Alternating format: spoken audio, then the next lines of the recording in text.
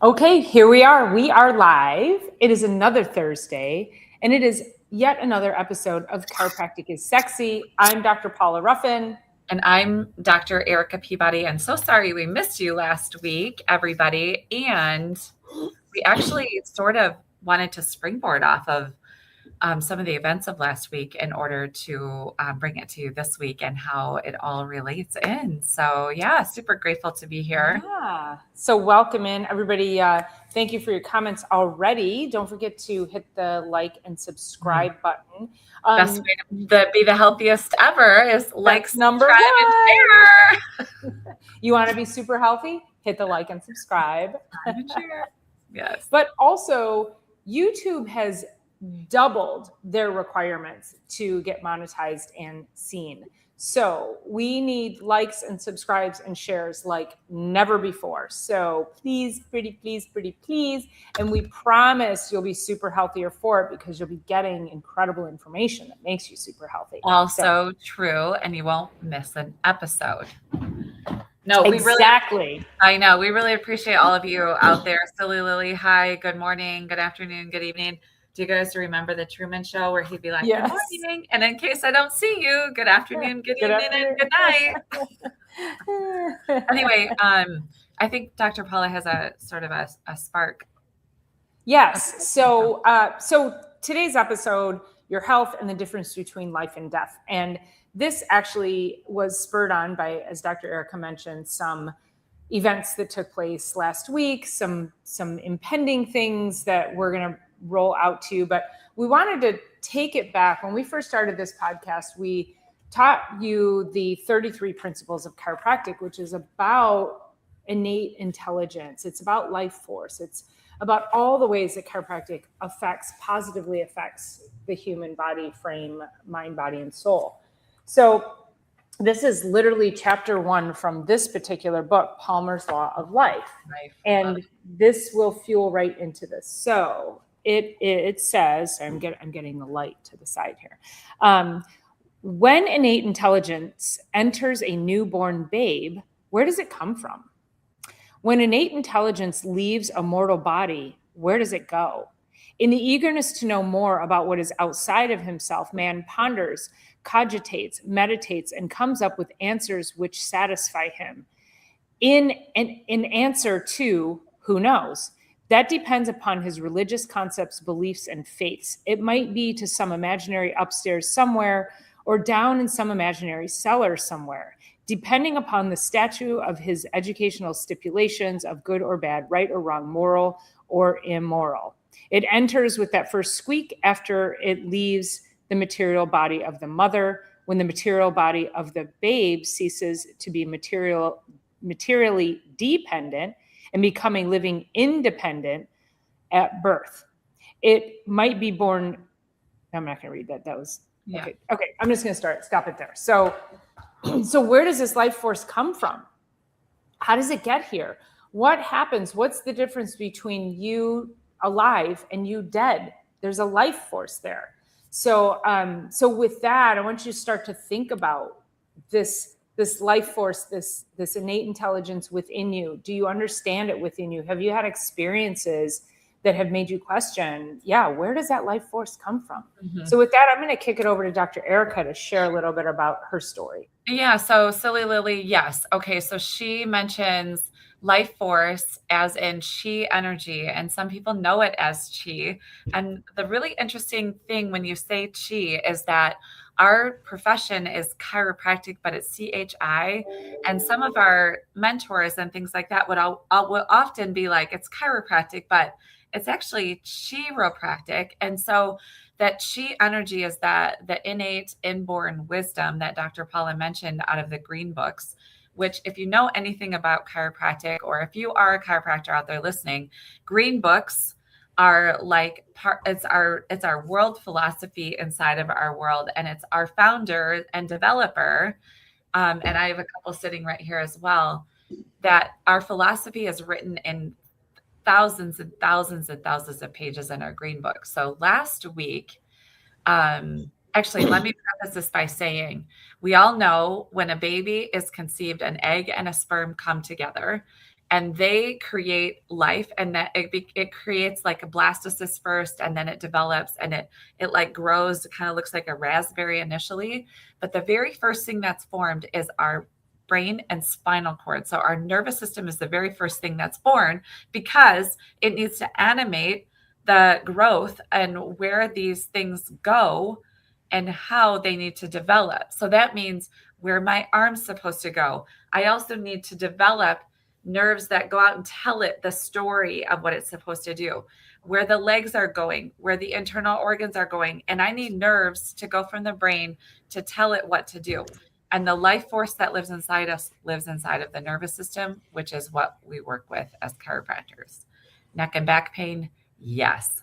However, that is a way bigger story. So last week, my cousin, who's 6 weeks older, her husband had a stroke 12 years ago. And although we didn't know it was trending towards the end of life, he did end up passing away peacefully last Tuesday night at 50 years old and 10 days. So it was 10 days past his 50th birthday. And so I ended up going up at 11 o'clock at night, which is another reason why we skipped last week. It was like, I need a lot of bandwidth for her and that, but also I was up till the wee hours of the morning on Tuesday night. And then I get up early on Wednesday to serve my patients. And then by Thursday, I'm like, holy cow, I need a minute. So anyway, I go up to the facility where she's at, and because she's hysterical, and she's my very first best friend, and we travel life together. And so I get there and I'm like, okay, I'm there for her. And I told her friend that was there, I was like, you've got to like draw the picture out for him. What am I walking into? And he was like, okay, so Danielle's in the hallway just around the corner here, but Scott is in the room.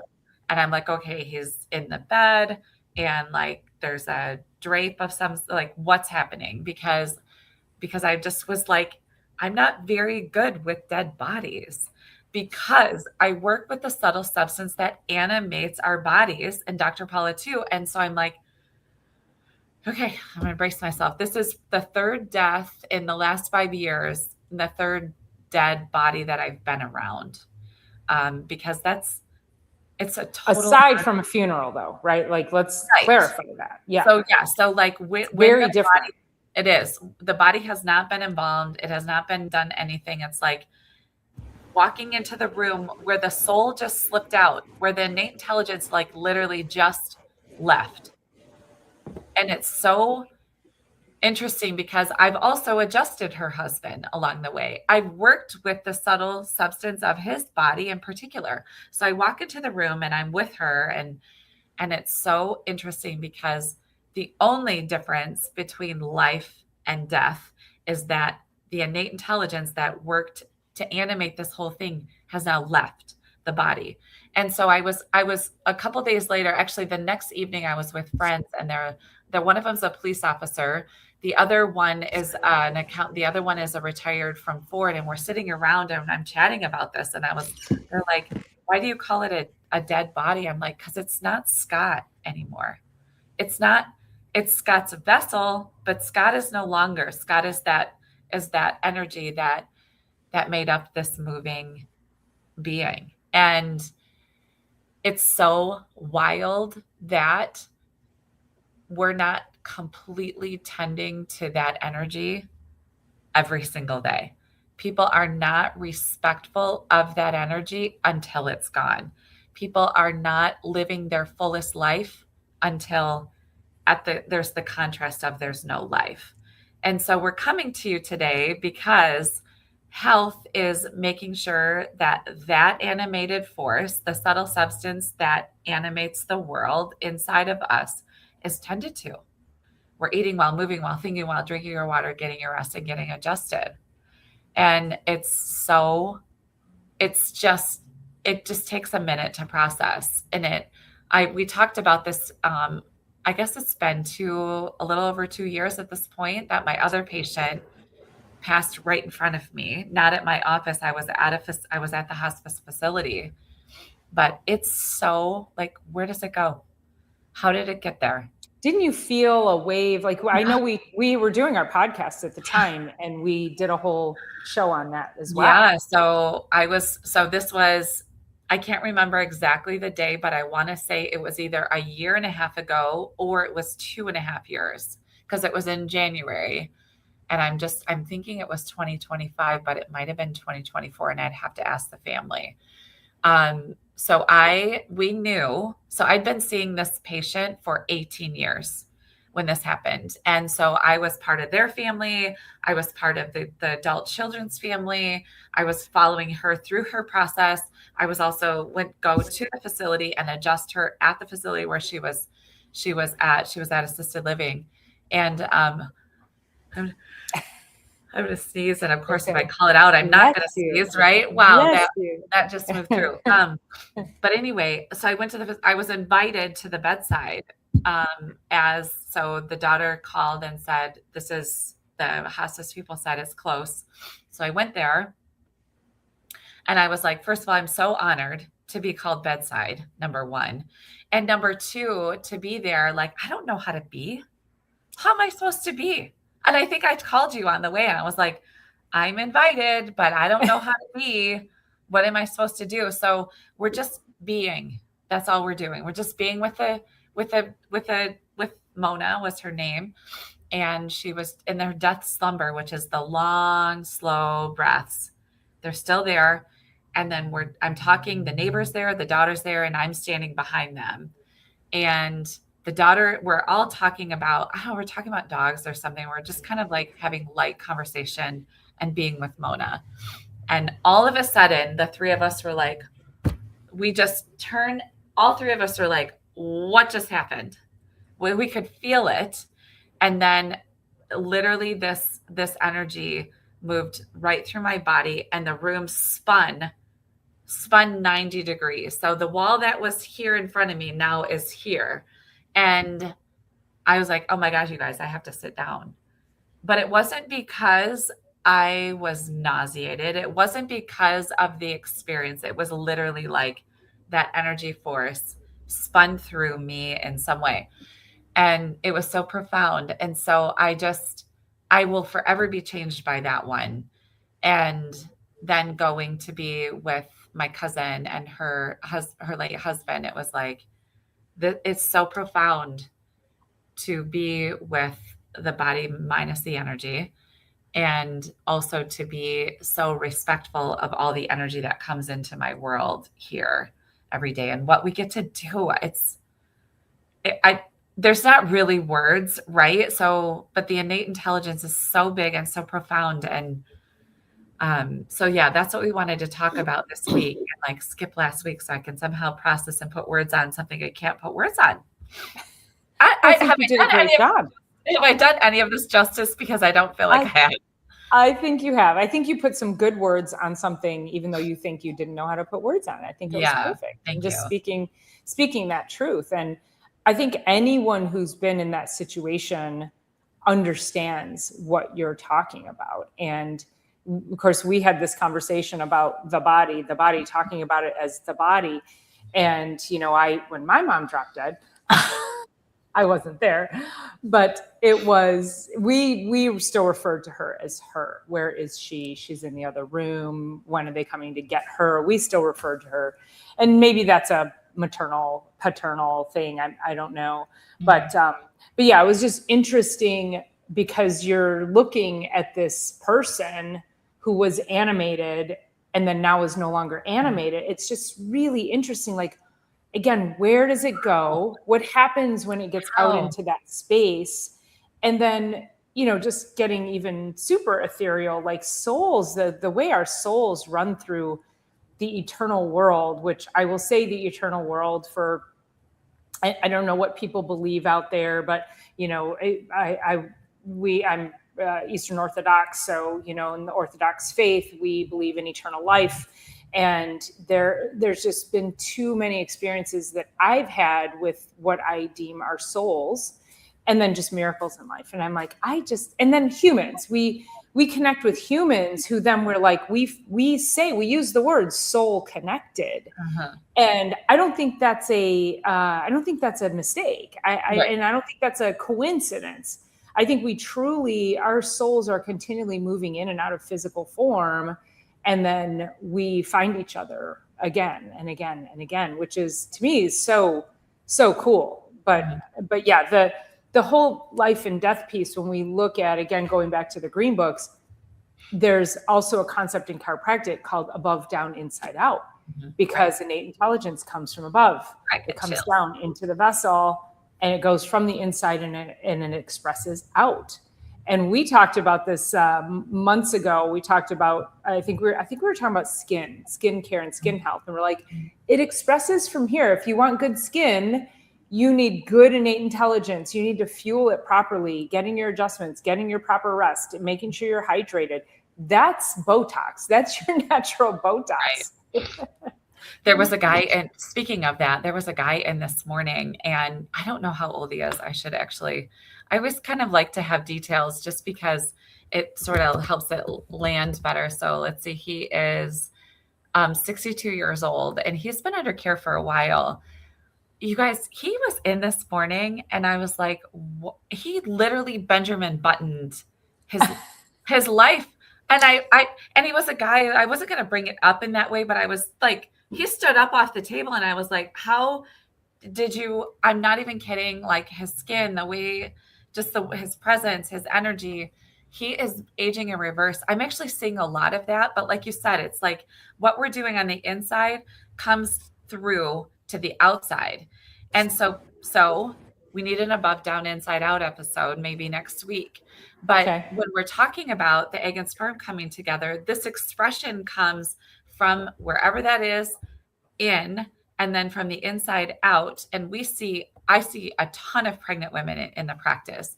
And then these babies get born. And then I'm like, every single time, I'm like, I know that baby has been in there this whole time. I know that. I know that mom has been experiencing this baby this whole time. I know that. This baby I've had an experience with, because from conception through their birth, I've known them.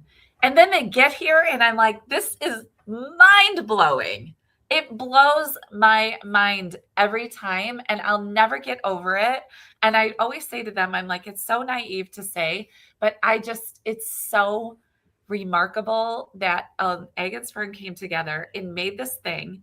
And now it's on the outside. Now it gets to go out and express itself in the world, which I really believe is the true meaning of life, is to have the experience outside. So you get to go out and experience life. And I want to remind you to go do main character things. Of course, watch us every week, but then set your phone down and go about your life, because we're not promised a tomorrow. We are never promised that. And so to back up, a day before Tuesday last week was, I had a friend in Colorado that is more than an acquaintance, but not one of my good friends. I have a ton of really, really close, a lot of my best friends are out there. But this other friend of ours got a really bad cancer diagnosis and a bad prognosis like 5 years ago, fought it, did the things, did all the treatments and whatever, didn't necessarily change a whole lot of lifestyle factors and forces. And so ended up 2 years ago with a more intense cancer diagnosis. And out in Colorado, we don't need to necessarily, bring this as a subject in, but out in Colorado, there's something called MAID, MAID, and I don't know what the S is, but it's medical aid in death. So basically was able to get MAIDs on board, which was a concoction, through all of the right processes and procedures with medical doctors and signing off of this and that, and had a choice to take that concoction. And I'm super curious. So all this happened in like 2 days, you guys, last week. I'm just like mind blown. And within 2 hours was able to ease on down his path back into the soul world. And I'm also, relatively close to, in proximity to people that are close to that family. And it's so wild to just be out, number one, to be able to choose that, But number two, then to go through this process and have the family like ready, but never ready. And then have my cousin do the same thing, like never really ready, really dignified way of going. And I don't know, I'm just kind of mind blown over the last couple of weeks because we're not promised a tomorrow. We're just never are. And people take that for granted until the very end. And let's be taking care of our body the best way we can every single day and living our life really fully. So anyway. Yeah, it's definitely that stepping into, as you said, the main character things, stepping into how do you live completely full? How do you optimize every single moment of every single day? I don't know if I mentioned this a couple weeks ago, but a couple weeks ago we had a scare where one of my dearest friends from childhood went missing. And thankfully he was found. We found him and he's safe and all is well. But in those moments, the probably 7 hours that we were all just going out of our minds and out in our cars and driving around and looking for him and looking for his car and calling police stations and hospitals. And that really, that whole, you're not promised a tomorrow, it's amazing because I was like, oh my gosh, I haven't talked to him in a few days and I should have made the call. And then other people that I'm thinking about, I need to call them. I need to reach out. And I did. I started reaching out and contacting more people. And it also puts you face to face with that when you put off those human personal connections for, I got paperwork to do, or I got things to, whatever, never ever put off a human connection of any kind that's going to make a difference in your life and someone else's life, because you've got just, nobody ever said, I wish I did more paperwork when they got to the end. Right. No.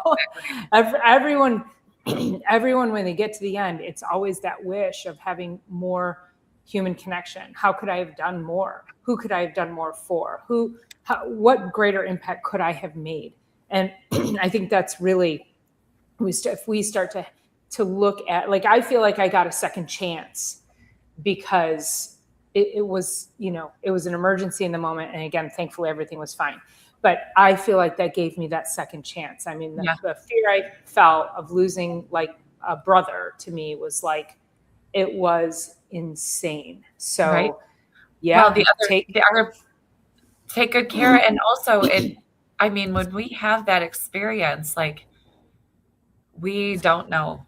Like I was at a yoga festival over the weekend, this past weekend, and it was amazing. But one of the most amazing parts were there's not a lot of phone connection out there. Like, people had their phones out and they were taking pictures and some video or having stuff to share later. But there were 2 embraces that I witnessed of 2 different people embracing and like having a moment together, like just a hug, that changed these people and their surrounding, anybody who was around them, changed the entire energy of their energetic field. And it was like, can we go out there? Can we call? Can we connect? Can we hug? Can we ask more questions? Can we have another, coffee together or something like that? Like, what can we do today that makes a big difference, and to witness those embraces. So you guys are talking about an AVM. So my cousin's husband, that's what he had. He had an arterial venous mutation and malformation right at the base of where his arteries come up and split in the brain. So that's ultimately what happened and created. And with that, just sending much love and prayers to you, Grumpy. That's just can't even imagine going through that with your child. That's just not, it's not fair. Yep. It is just not fair, but we'll keep you in our prayers for sure. Yeah. So your health, what smacks us in the face when there's someone who passed away in front of us? Like, are we truly living? Are we truly loving? And are we like making a little difference? Even if it's in your own, you don't have to go out and like save the world, become the president of the United States or run some club or whatever. Like, can we make a difference in the 6 feet around us? Just the 6 feet around us. If we can make a little difference in that much, can we add a little bit more energy? What can we do? And then how can we take just the best care of ourselves? Well, that whole, I love that. Just what can we do within our 6 feet of ourselves? So what I'm hearing you say is that we need to be the vessel and the light. Yeah. Before then we can go spread that. Like, so optimizing our own innate intelligence, that's what it comes down to. I ran into someone, a mutual friend of ours, which I'll share with Dr. Erica offline, but I one lit candle can light many without, yes, for sure. And I ran into her at the festival we were having locally, and I hadn't seen her in a few weeks. And I, she was standing and with some other friends, and I walked up to her and I was like, "Oh my God, hey, I can't believe I haven't run into you so far." She didn't crack a smile. She was just like, "Yeah," and she's not mad at me or anything. This is her constitution. This is who this person has always been. She's always had this very sort of like bleak, kind of negative, like really kind of a bitchy constitution. And you can see it in the lines on her face. Her mouth turns down. She's got the furrowed. When you see people and they have these deep, deep lines like this, they're constantly frowning. They're constantly driving their forehead to like deep, deep thinking. And then the frown lines. When you see somebody like that, you can tell so much about who they are, what they're expressing, and how they are expressing that light around them. There was no light coming off of her. And I was like, oh man, this is interesting. So, so think about what is the light? Some people bring light when they enter the room. Some people bring it when they leave. Yeah. So true. So true. Under dark cloud, tight. Yeah. So yeah, that is the thing. This guy brings light. Yes. You kept freezing, so I tried to switch. I did. Was it me or you? It might be. I think it might be me. I'm not sure. So. Oh, okay. But anyway, I just wanted to switch location so that I could make sure it's super clear. Okay, so from there, I don't know if I do have. Okay, so I'm just going to share the story. So the other body that I've been around was my dad's. And so this was 2021. We knew he was going to be passing. We didn't know when or how or whatever. But we knew he ended up in the death slumber early June of 2021. And I can talk about it now, of course. I mean, of course it's sad at the time. And life and death is death is one of our only guarantees. But so I was there at my lunchtime. I was there in the morning with the priest. Then he passed around 10:30 and I got back out to my brother's house at 1. So I came into work just because I'm going to continue on. And so I was like, oh my gosh. And I walked in the house. I was like, I don't think I can be around this dead body. Like, I don't think I could go down and see his body like that. And I'm like, okay. My sister-in-law, she's a therapist. My mom was there. Other family was there. I was like, okay, you guys come with me. And I would like to see it because there's really a completion about seeing the dead body that is really helpful for the soul and emotions of those still surviving. And so anyway, so we go down and the coroners are coming to pick him up. And so we go down and we're, having a moment and whatever. And then they want us to go, and the coroners got there, they want us to go upstairs. And while they transport the body off the gurney onto the one that's going to move him into the van or whatever. I think they had a van at the time. So we go upstairs and my mom texts my stepdad and she says, they're coming for the body. Do you want to meet downtown? And we'll have like a lunch or a cocktail in his honor. So side story, my parents also have this beautiful home at the end of a very long dirt road on the river up north, and they use it as an Airbnb. She forgot, or she sent that they're coming for the body. Do you want to meet downtown for lunch and a cocktail in his honor to the cleaners at their house? Oh my God. And they were there cleaning and doing whatever they were doing, and they get this text message, they're coming for the body. And the cleaners were like, what body? It's like, so we will forever have that story to tell, because it was just one of those moments that spoken wrong, and the wrong, it's just one of those like, whoops, glitched that one. Yeah. But anyway, it was just a funny time where it was like, what exists? So that was the other body that was very close to me, that I was there for too.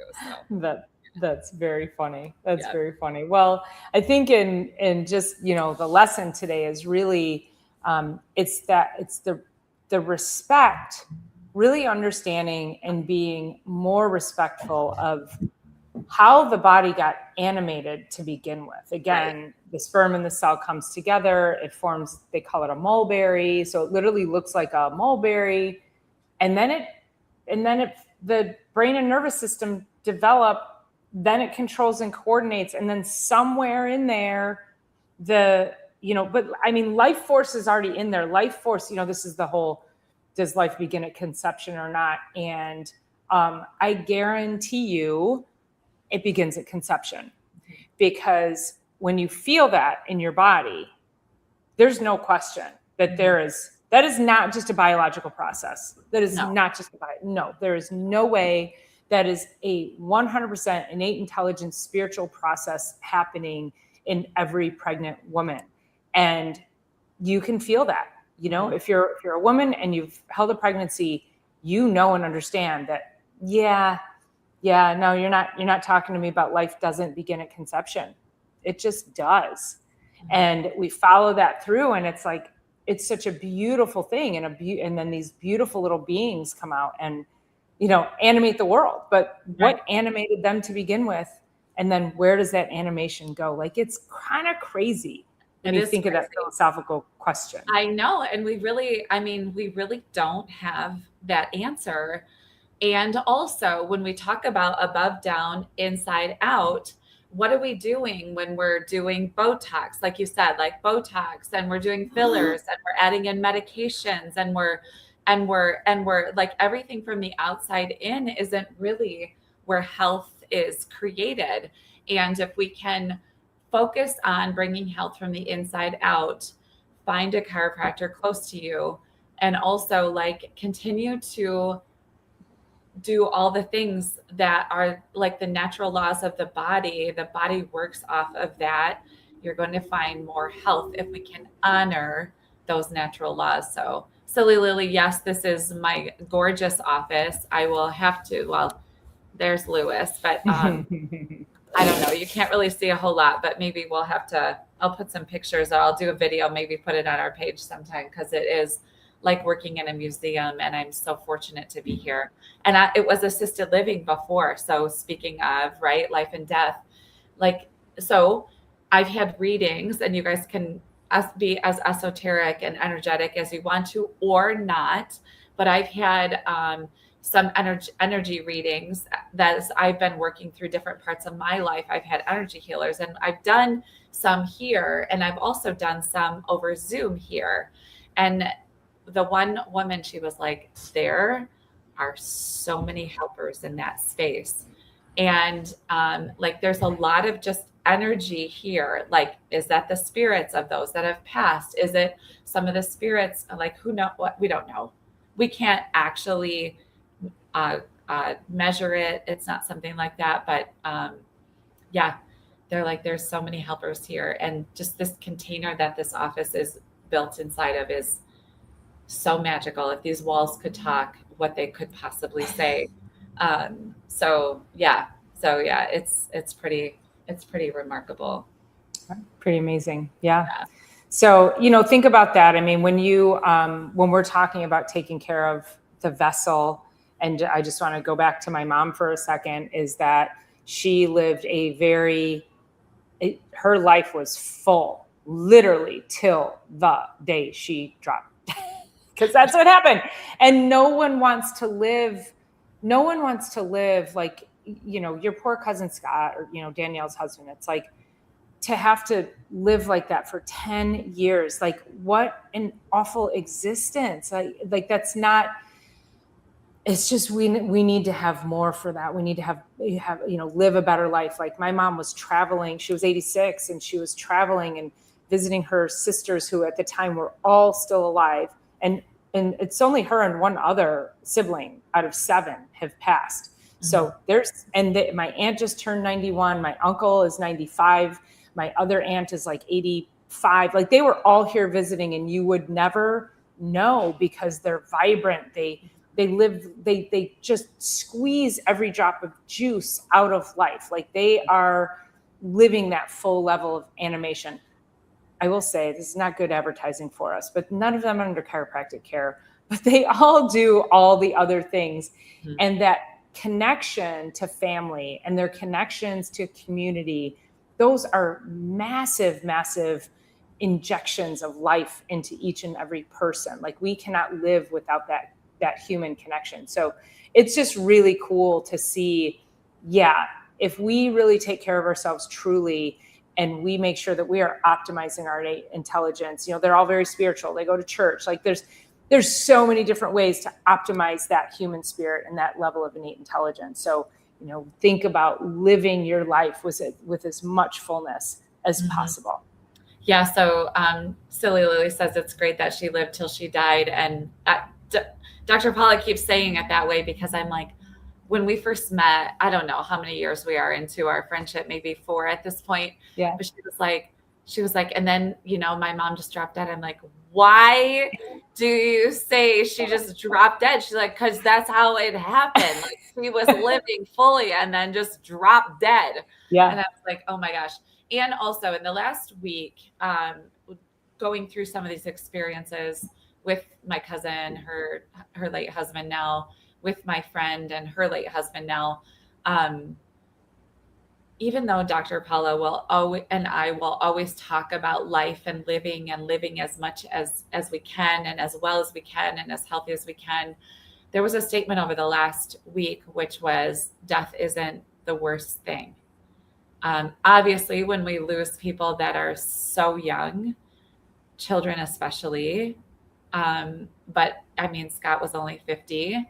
He was living the full expression of a limited physical limitations that he possibly could. And they just did the absolute best that they could. But I think so many of these things are taken for granted until it's gone. Like I have a patient that I get on her. She's here every other week. She has been for years. I'm like, are you stretching, moving, walking? What are you doing? Nope. I'm like, why? Because the day you can't is going to be the first day you wish you would have. Mm-hmm. And that's probably a whole gold. We need a gold bar on that one. I know. It's the day that you can no longer is going to be the day you wish you would have all along. And I think that's a whole episode. And that goes for the day you can no longer walk is going to be the day you wish you would have been walking all along. The day you can no longer, whatever, is going to be that day that you wish you would have, because what we do today we'll probably be able to do tomorrow, or the likelihood of being able to do tomorrow is going to be higher likelihood. So anyway, so much more to say. I mean, we could go on forever, but I think we need an above, down, inside out day. We need a wish we would have, and now we can't day. And then we can go back to always when we don't have our health. When we have our health, we have a bajillion hopes and dreams. When we don't have our health, we have one to get our health back. And so live in that way. I mean, I get chills from head to toe with that. I would say that. I don't know how much gold you just dropped there, but I know, right? Mic drop. Oh, wait, pick it up. Yeah. Wait, drop it again. You're just like throwing it down now. You're not even dropping the mic. You're just like, oh wait, and yeah. All right, you guys. Well, thank you so much. We all wish Dr. Erica's cousin Danielle the very best, and praying for Scott's soul, and of course Grumpy, sending you lots of love and energy. And for anybody else out there who's experienced these types of situations, scenarios, experiences, we send you lots of love. And also, just what did it do for you in your mindset? How did it affect you? What were the things that really turned light bulbs on for you? Because we're super curious. I think those types of experiences hit everybody very differently, and they're really interesting because they tend to get very spiritual. We tend to feel that sort of extra spiritual experience through that. So I think that's really cool. So if you've had experiences with that, please drop down below. We would love to hear your comments. So, and with that, make sure you're liking, subscribing, and sharing on the way out. That's how you're going to be the healthiest. And we'll see you guys next week. Thanks again for being here. We love you.